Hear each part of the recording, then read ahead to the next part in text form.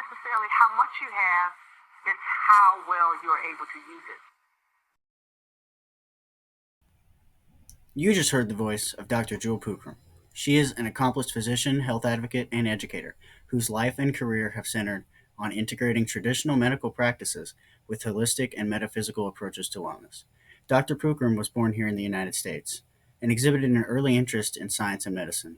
Though details about her early life, including her exact place of birth, are not widely documented, her professional journey reflects a profound commitment to advancing health and consciousness, particularly within African American communities.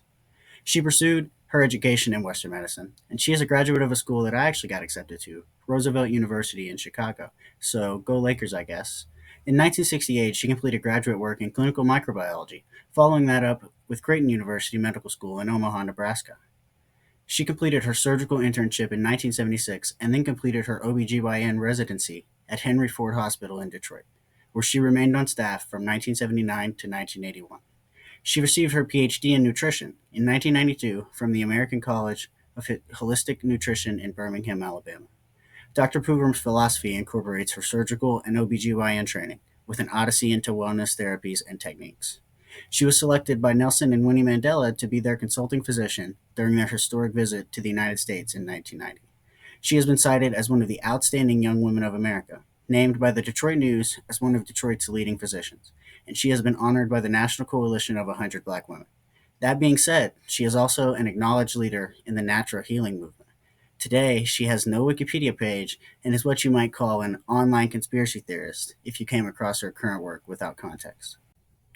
Now, this video's purpose is not to discuss the contemporary political viewpoints of Dr. Pookrum, but I would like our focus to be on one of her biggest focuses, melanin.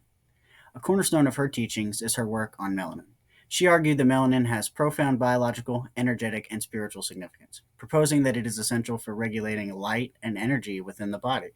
Her theories position melanin as a key to understanding human resilience, vitality, and the evolutionary adaptability of people with high melanin level. But how much of what we heard her say in the introduction is true? I will attempt to unravel the story of skin color, delve into the biological significance of melanin and melanocytes, examine evolutionary adaptations, and tackle the misconceptions that fuel racial stereotypes. Along the way, we'll see how biological anthropology dismantles the outdated concept of race, offering a more accurate understanding of human diversity. Skin color is among the most visible aspects of human diversity, and certainly the loudest. It has been misused to construct categories and perpetuate hierarchies, but science, of course, reveals a more profound explanation. This tends to happen when people ask questions, and the ones I want to find the answers to on this journey are: what role does melanin play in our biology? Why do humans even have different skin colors? How do evolution and environment shape our physical traits? And how can stereotypes about race be better explained by environmental and historical factors?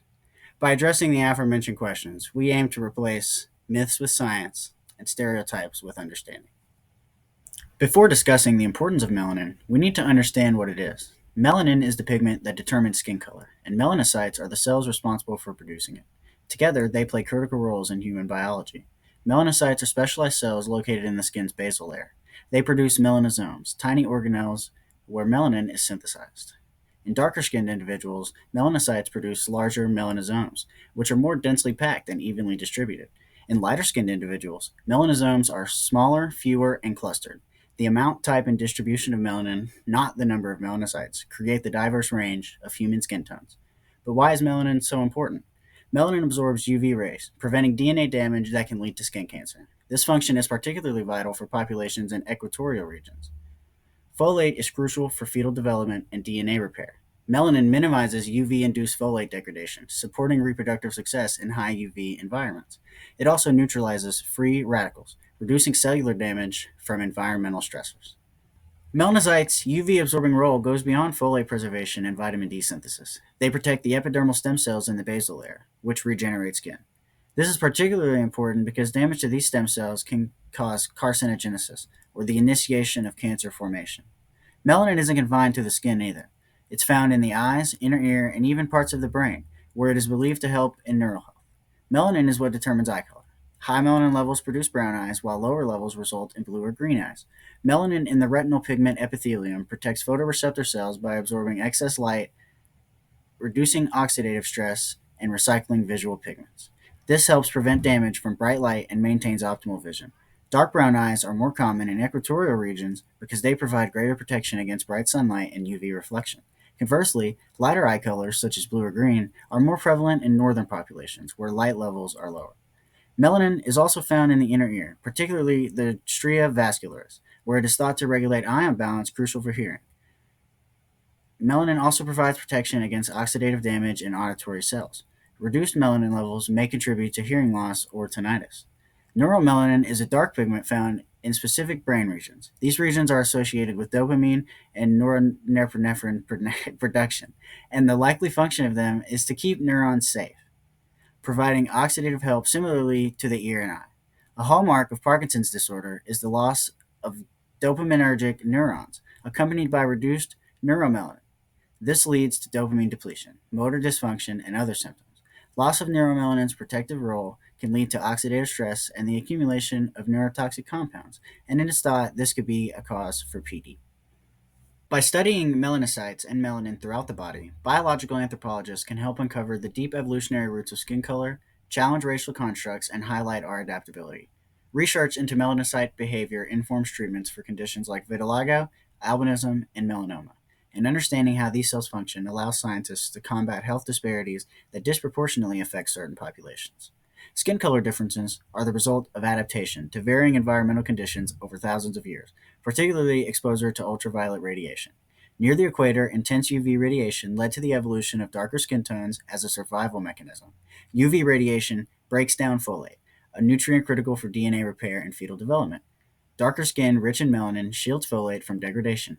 As I mentioned earlier, melanin absorbs harmful UV rays, reducing the risk of skin cancers and protecting the DNA in skin cells. This means in places where more sunlight is available, darker skin would be more advantageous.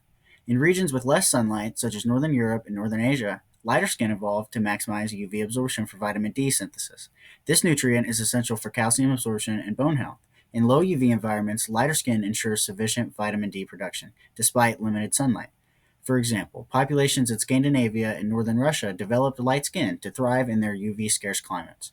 And of course, in regions with varying geographical and atmospheric conditions, like the Mediterranean, intermediate skin tones evolved as a balance between UV protection and efficient vitamin D synthesis. The journey of humans out of Africa around 70,000 years ago exposed populations to diverse environments, driving adaptations, including the ones that would lead to changes in skin color. Genes like SLC24A5 are linked to lighter skin in Europeans and spread in response to new environmental pressures. Before this next section, it is important to note the biochemical mechanics of UV and skin color. UV radiation influences the production of melanin by activating melanocytes, which then produce more melanosomes in response to UV exposure. However, melanin types differ. In eumelanin, that's dark brown to black, it's more efficient in UV protection. This type responds to UV more kindly. Pheomelanin, on the other hand, is particularly responsible for the reddish and yellowish tones seen in lighter skin and hair, particularly in individuals with red hair. Unlike eumelanin, which absorbs UV radiation and helps protect the skin from damage, giving you a nice tan, pheomelanin is less effective at providing UV protection. This is why individuals with a high concentration of pheomelanin, such as those with red hair and fair skin, are more susceptible to sunburn and UV-related skin damage. The production of pheomelanin is controlled by a genetic pathway that involves a series of enzymes and proteins, with the MC1R gene being a key factor in regulating the amount of pheomelanin produced. Variations in this gene are responsible for red hair and fair skin in European populations. These variations have persisted because they may offer benefits in low UV environments despite increased vulnerability to skin damage. This is ultimately, then, the source of the redhead. The distribution of skin color globally reflects not only latitude but also altitude and reflectivity of the environment. For example, high altitude regions like the Andes or Tibetan Plateau expose inhabitants to higher UV levels, often resulting in darker skin tones relative to their latitude. In a similar vein, populations in areas with reflective surfaces like snow or sand tend to develop adaptations that would be considered intermediate, an example being the Inuit natives of Alaska. Skin color is just one of our many varying traits shaped by evolution. Found in sub-Saharan Africa, tightly coiled hair facilitates heat dissipation by allowing airflow near the scalp. Straight hair, common in Northern Europe and East Asia, insulates the scalp, retaining warmth in cold environments. Wavy hair is what we would consider a mix of insulation and heat dissipation. Populations practicing dairy farming, such as Northern Europeans and certain East Africans, developed lactase persistence, enabling them to digest lactose into adulthood. Lactase persistence refers to the ability of some humans to digest lactose, the sugar found in milk, beyond infancy. This trait is linked to the continued activity of the lactose enzyme into adulthood, which is genetically regulated by mutations near the LCT gene on chromosome 2. In most mammals, lactase production declines after weaning because milk is no longer part of the diet. However, in certain human populations, lactase persistence evolved independently due to natural selection. The trait is most common in populations with a history of dairy farming, such as Northern Europeans and some African and Middle Eastern groups. In societies practicing animal husbandry, consuming milk provided essential nutrients, calories, and hydration, especially in arid or cold regions where other food sources were limited. In Northern Europe, milk consumption helped mitigate vitamin D deficiencies in low sunlight environments, as lactose aids in calcium absorption. Milk also offered a safer source of hydration compared to potentially contaminated water sources. Mongolia is unique because lactase persistence is rare, yet milk consumption remains a cultural staple. This contradicts the typical association between dairy reliance and lactase persistence. But how? Well, Mongolians primarily consume fermented dairy products like arab or fermented mare's milk. Fermentation reduces lactose content, making dairy tolerable for lactase non persistent individuals. Mongolian herding cultures also rely on a diverse range of animal products beyond milk, including meat and fats, which reduce the dietary pressure for lactase persistence, though this may be negligible.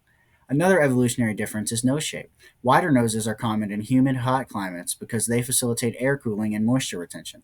Narrower noses are advantageous in cold, dry climates as they warm and humidify inhaled air. Eye shape is influenced by environmental factors as well. Common in East Asian populations, the epicanthic fold evolved to reduce heat loss in cold climates and glare from snow or water. Larger ears are more common in populations from hot environments as they aid in heat dissipation, and this is consistent with Allen's rule.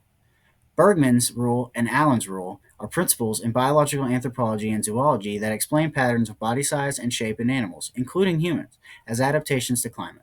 These rules describe how organisms optimize heat retention or dissipation depending on environmental conditions.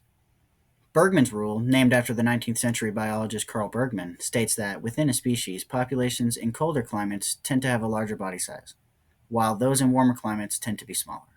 This is due to the fact that larger bodies have a lower surface area to volume ratio, which reduces heat loss. In cold environments, retaining body heat is crucial for survival. Smaller bodies have a higher surface area to volume ratio, facilitating heat dissipation. This is advantageous in hot climates where overheating is a risk. Populations in colder regions, like the Inuit, tend to be stockier and have larger bodies compared to populations in warmer climates, like Nilotic peoples of East Africa, who were taller and leaner. Allen's rule, proposed by Joel Allen, states that within a species, populations in colder climates tend to have shorter appendages, while those in warmer climates tend to have longer appendages. Shorter appendages minimize heat loss by reducing surface area exposed to the cold. Longer ones maximize heat dissipation by increasing the surface area for heat to escape. People in cold climates tend to have shorter limbs, while those in hot climates exhibit longer limbs, such as longer arms or legs. These rules often work together, producing body types that reflect adaptations to specific environments. Compact, stocky builds with short limbs in cold climates, and slender, tall builds with long limbs in warmer ones. These rules highlight the interaction between biology and environment, providing a framework for understanding variation in human morphology across the globe. Stereotypes about racial traits often ignore environmental and historical context, focusing instead on visible differences, like skin color. The effects of this felt in the contemporary falls into the hands of Carl Linnaeus. In 1735, Linnaeus published Systema Naturae, where he divided humanity into four so-called varieties based on geography, skin color, and subjective cultural observations. He described Europeans as intelligent and law-abiding, Asians as reserved and ruled by opinion, indigenous peoples of the Americas as obstinate and governed by custom, and Africans as indulgent and capricious. These descriptions, laden with stereotypes, were far from scientific. They reflected the Eurocentric attitudes of his time and the colonial narratives that justified the exploitation of non European peoples. The flaws in Linnaeus's work are glaring. His descriptions lacked evidence, relying on anecdotes rather than research. His categories were static, ignoring the role of environment and culture in shaping human traits.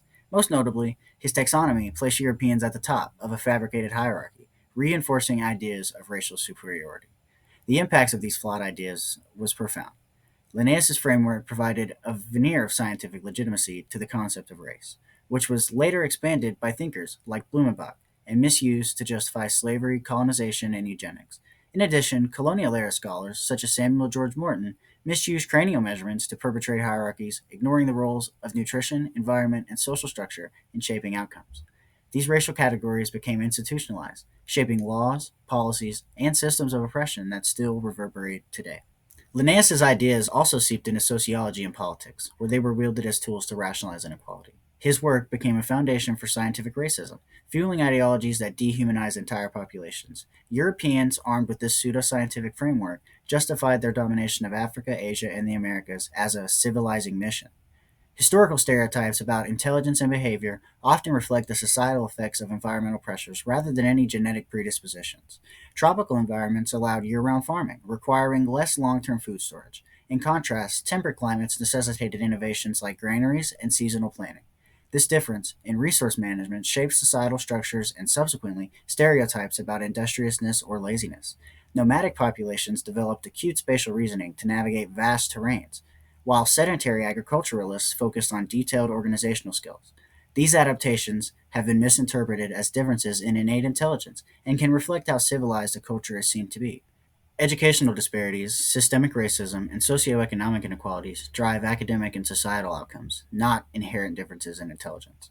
Human variation is a testament to our adaptability. Traits like skin color, hair texture, and eye shape reflect thousands of years of evolution and environmental adaptation. By understanding the science of melanin, melanocytes, and evolutionary biology, we dismantle the myths surrounding race. Biological anthropology shows us that race is a social construct, not a biological reality. Skin color and other traits highlight our shared humanity, reminding us that diversity is a source of strength, not division. The number of melanocytes is consistent across all humans, irrespective of skin color. It is the activity and efficiency of these cells, regulated by genetic and environmental factors, that account for skin tone differences. Humans share over 99.9% of their DNA. Traits like skin color are determined by a small subset of genes, which further undermines the biological validity of race. Ancient remains like those of the Labrana individual found in Spain and dated to about 7,000 years ago show dark skin with blue eyes, highlighting how traits evolved independently and unpredictably, making human variation hard to map.